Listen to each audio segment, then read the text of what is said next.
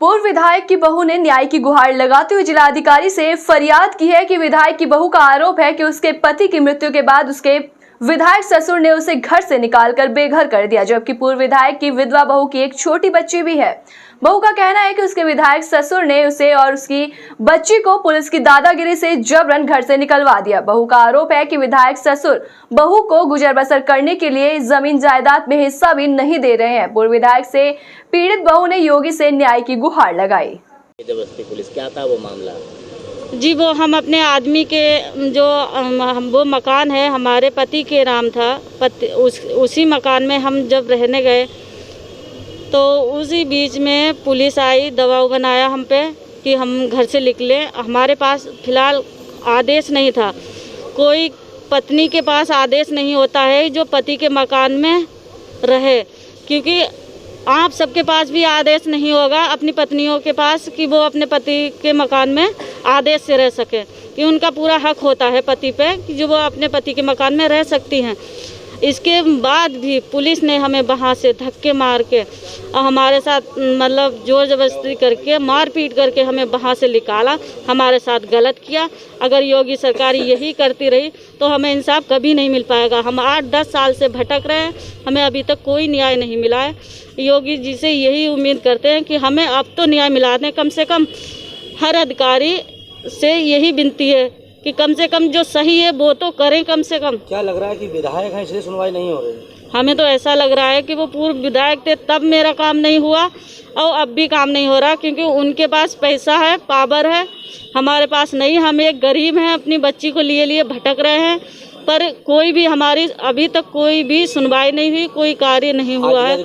Sir से मुलाकात की है, उन्होंने कहा ठीक है जांच करके देखेंगे। निगोही पुलिस ने आपके साथ जो बर्बरता की, इसके लिए आप क्या कहना चाहते हैं? इसके लिए ये कहना चाहते हैं कि पुलिस ने हमारे साथ गलत किया है, इस तरह नहीं करना चाहिए था।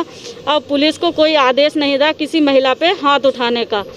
अगर हमारे पास कोई आदेश नहीं था तो पुलिस के पास भी कोई आदेश नहीं था कि महिला पे हाथ उठाए, उसे ज़बरदस्ती वहाँ से निकाले और थाने में बैठा रहे। क्या लग रहा है आपको कि आपकी सुनवाई नहीं हो रही? क्या जान को भी खतरा है आपकी? नहीं, हमें जान का भी खतरा है, क्योंकि 1-2 बार धमकी भी दे चुके हैं, अगर तू शांत नहीं बैठेगी तो हम तो जान से मार देंगे। आज किससे मिलने आई हैं आप? मेरा नाम सरिता यादव है, मेरे ससुर जी का नाम पूर्व विधायक रोशन लाल वर्मा है। हम आज एप्लीकेशन देने आए थे डीएम सर को कि हमारे परिवार रजिस्टर में नाम दर्ज है, हमारी बच्ची का नाम नहीं दर्ज है उसमें, इसीलिए कहते हैं मेरा नाम ना उसमें कट के हमारी बच्ची का नाम दर्ज किया जाए।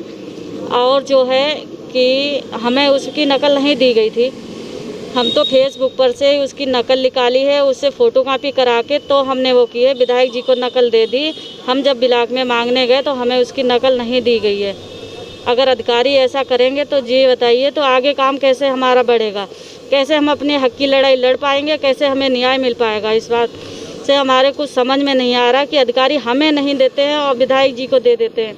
अब आपकी क्या मांग है अधिकारी? हमारी यही मांग है कि हर अधिकारी से कि जो सही है वो ही जांच कर और हमें न्याय दिलाया जाए और हमारे जो भी काम हैं वो करे जाएं। अभी तो हम योगी जी से यही कह रहे हैं कि आप नारी बचाओ वो चला रहे हैं, इससे जो है नारियों के सम्मान, इसमें हमारा कोई सम्मान नहीं हो रहा है। योगी जी फिलहाल देखें और हमारी बात को ध्यान से गौर करें कि हम नारी हैं। अगर नारी सुरक्षा में नारी नहीं रहेगी तो नारी सुरक्षा का मतलब क्या हुआ? हम एक विधवा है, अपनी बेटी को लिए घूम रहे हैं।